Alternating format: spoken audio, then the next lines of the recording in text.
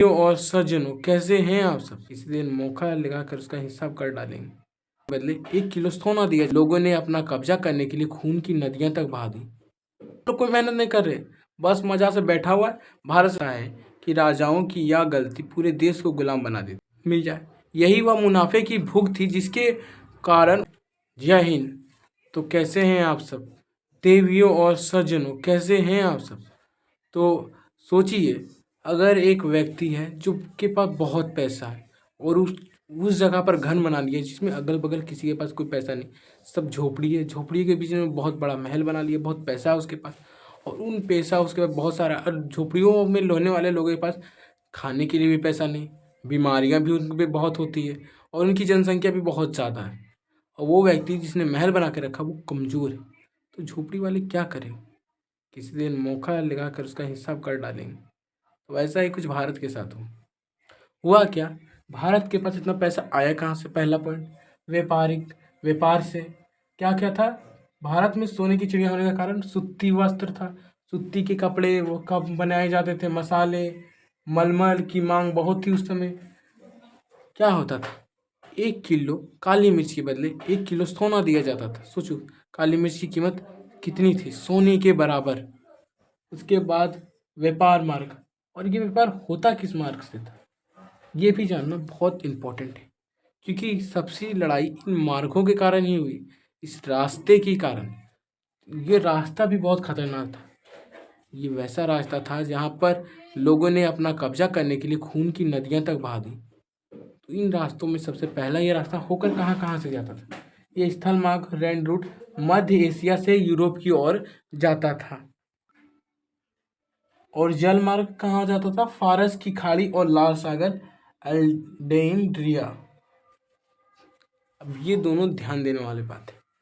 बात क्या है कि सबसे पहले तुम देखोगे कि 1254 से या 1324, 1254 और 1324, 1254 से 1324 एक व्यक्ति था, उसने भारत की यात्रा की। उसका नाम क्या था, चीन की यात्रा की, भारत की नहीं, मार्को पोलो। चीन की यात्रा, ये चाइना घूमने आया, और ये मार्को पोलो चाइना घूम के वापस से गया यूरोप, और इसने किताब लिखी, और उन किताब में लिखा कि भारत और चाइना में क्या होता है, सोने की चप्पल पहनते हैं लोग। इतना वहाँ पर धन है कि लोग सोने की चप्पल पहनते हैं, रेशम का, सूती का लोगों का बिछौना होता है, पैर पोंछने वाला लोग मलमल का रखते हैं। इतना जाके मतलब पूरा जन्नत है कहीं। ईश्वर ने जो जन्नत बनाया है वो जन्नत है उधर ही पूर्व की ओर। ये सब सुनने के बाद जो वहाँ के लोग थे यूरोप के, वो पूरी और पूरे उठ टूट के आने लगे। फुट फुट के लोग, मतलब फुट फुट के, टूट टूट के, पूरे भीड़ में एकदम झुंड बना बना कर लोग आने लगे, चाहे उनकी जान ही क्यों ना चली जाए, उन्हें एक बार जन्नत देखना है, भारत को देखना है। ऐसा था उस वक्त। लेकिन सोचो आज क्या है, यहाँ के लोग इसी तरह उठ उठ के अमेरिका जा रहे हैं। लेकिन और 1000 साल पहले ऐसा भारत के साथ हुआ, भारत आने के लिए लोग मर रहे थे, और आज भारत के लोग अमेरिका जाने के लिए मरते हैं। ये उतना पागलपन भारत के लोगों में आज भी नहीं जितना अमेरिका के लोगों में था, क्योंकि पहला कारण था वहाँ गरीबी बहुत थी, और दूसरा कारण था जब गरीबी थी तो सोना कीमत में पैसा देते थे कैसे, जो अमीर वर्ग थे वो खरीदते थे, गरीब लोग थोड़ी खरीदते थे। गरीबी बहुत थी, और गरीबी होने के साथ साथ अमेरिका में क्या था, बीमारियां भी नई नई आ रही थी, जनसंख्या बहुत बढ़ गई, रहने की जगह ही नहीं, इतने लोग हो गए, खाना नहीं हट रहा है। फ्रांसीसी क्रांति में हमने देखा फ्रांस के लोगों को पारोटी तक नसीब में नहीं, पारोटी भी नहीं खा पा रहे लोग। ऐसा ही था, बहुत गरीबी थी वहाँ के लोगों का। तो वो लोग मार्को पोलो के बात सुनकर उन लोगों में और उत्साह बढ़ा कि अगर हम एक बार अमेरिका पहुंच, मतलब एक बार भारत पहुंच जाए, तो मेरे पुश्तों की गरीबी खत्म हो जाएगी। ऐसा ही कुछ किसके पास था पता है, वास्को डा गामा। वो भी इसी सोच से चला था कि एक बार भारत पहुंच जाए तो मेरी पुश्तों की गरीबी खत्म हो जाए। देखिए, एक बार ध्यान से समझिए, इतिहास केवल तारीखों का नहीं, इतिहास कॉज एंड इफेक्ट का खेल है। अब गहराई से उतारो उसको, कॉज एंड इफेक्ट। क्या कारण थे और वो कारण से क्या हुआ। सोचिए, एक किसान ने 10 रुपये का मसाला उगाया, इटली के व्यापारियों ने उसे 12 रुपये में खरीदा, अब वे यूरोप में ले जाकर उसे 100 रुपये में बेचेंगे। 10 रुपये में उगाया, भारत के लोगों ने 10 रुपये में उगाया, 10 मतलब लागत 10 रुपये लगी, भारत के लोग उससे 2 रुपये कमा रहे, और यूरोप के मतलब इटली के लोगों को वो 12 रुपये में मिल रहा है, और वो इटली के लोगों को उससे यूरोप में 100 रुपये में।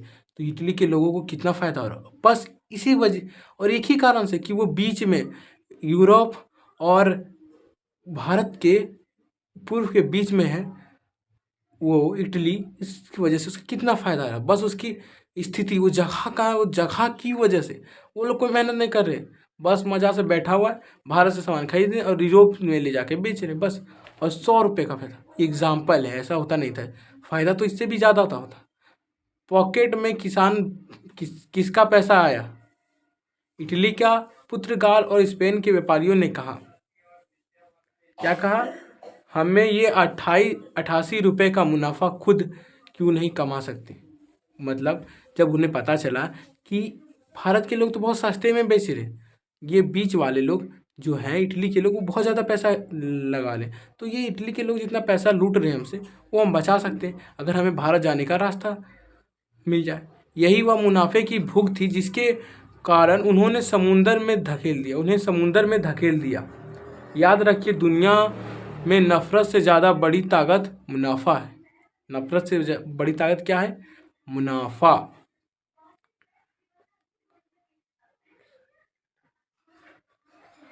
और क्या था, थोड़ा और एग्जांपल अगर हम देखना चाहें तो ये लालसा, मार्को पोलो की वजह से उन्हें लालसा जग गई, और इटली में 12वीं शताब्दी में यूरोप के साथ पूरब के व्यापार का एकाधिकार प्राप्त कर लिया। क्यों?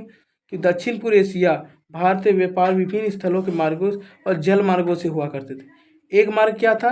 पूर्वी वस्तुओं, फारस की खाड़ी से होते हुए इराक एवं तुर्की लाई जाती थी। फारस की खाड़ी से होते हुए इराक एवं तुर्की लाई जाती थी, और तुर्की से वहाँ स्थल मार्गों से जेनवा और वेनिस भेजा जाता था। मतलब तुर्की, इराक के होते हुए तुर्की लाते थे, और तुर्की में इटली के जो शासक थे फिर उसे जेनेवा वगैरह भेजते थे। और दूसरा एक अन्य मार्ग था लाल सागर से होते हुए मिस्र से अलेक्जेंड्रिया से, लेकिन तब वहाँ सर्वेज नहर ना होने के कारण फिर से वह सागर मध्यसागर, वहाँ से फिर से इटली लाना पड़ता था। मतलब तुम मिस्र भेजोगे तो मिस्र से वापस से उसे इटली लाना ही पड़ेगा तुमको। मतलब अगर उधर व्यापार करना है तुम्हें, अगर यूरोप से व्यापार करना है तो इटली से होकर जाना ही पड़ेगा, और कोई रास्ता था ही नहीं। इस कारण से वो लोग बहुत मुनाफा कमा रहे थे।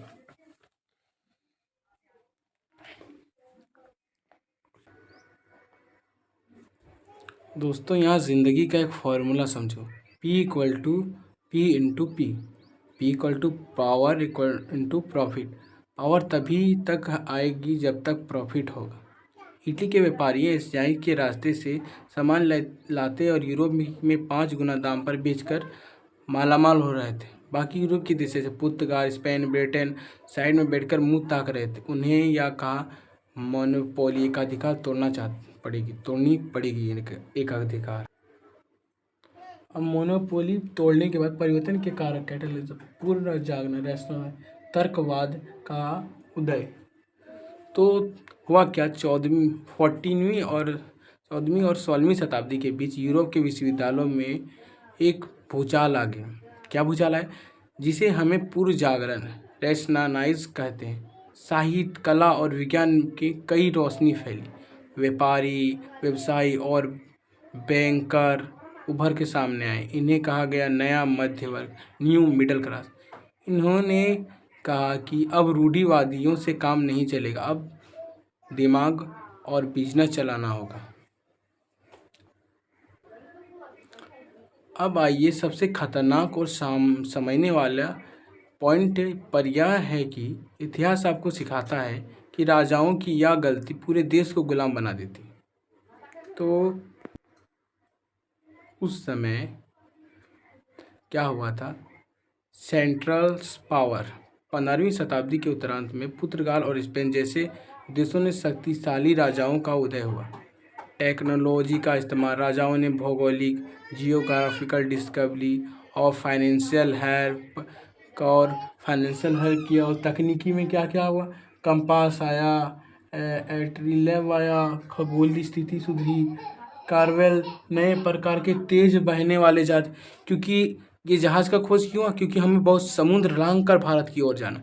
तो समुद्र लांघने के लिए जल्दी से जल्दी जाना और जल्दी आने के लिए तेज चलने वाली नाव की जरूरत पड़ेगी। तो तेज चलने वाले पूंजीवादी धन का संचय और बाजार की खोज करना चाहते थे।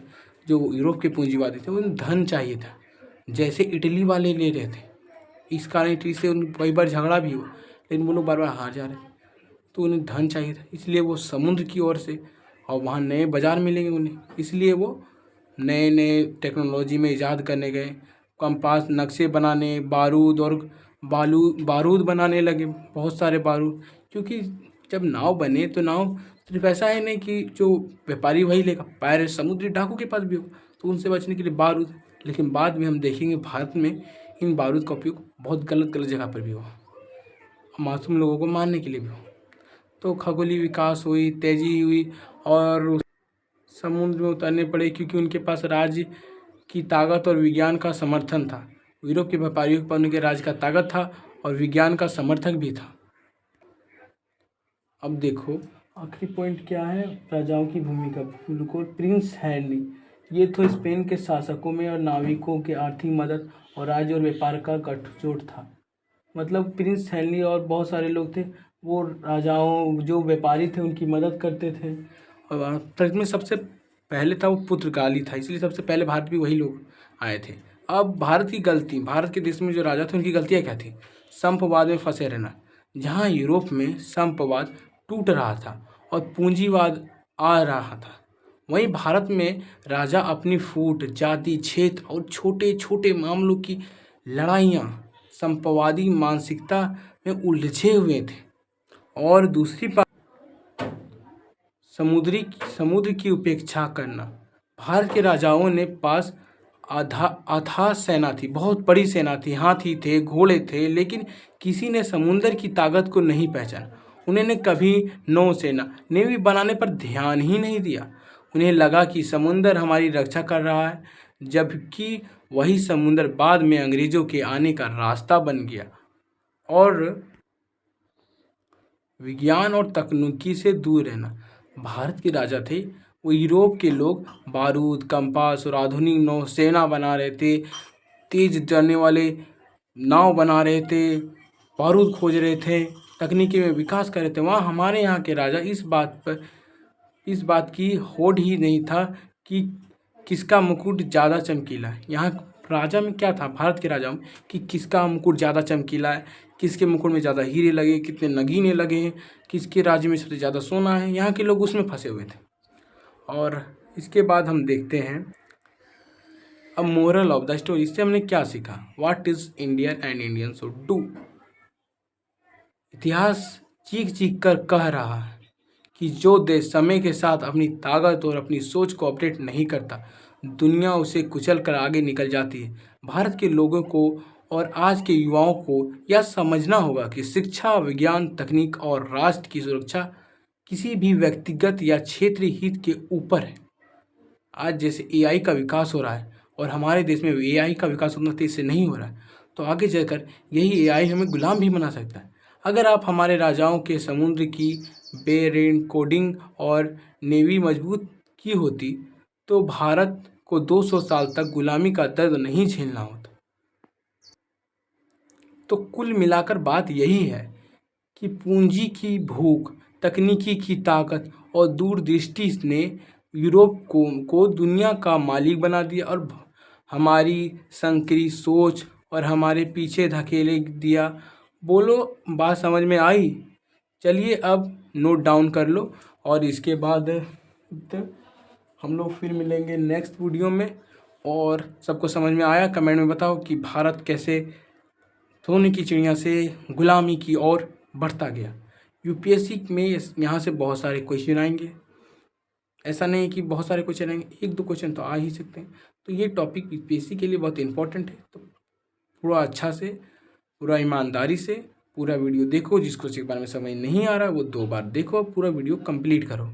तो देवियों और सज्जनों, चलते हैं। जय हिंद। फिर मिलेंगे हम लोग नेक्स्ट वीडियो में एक नए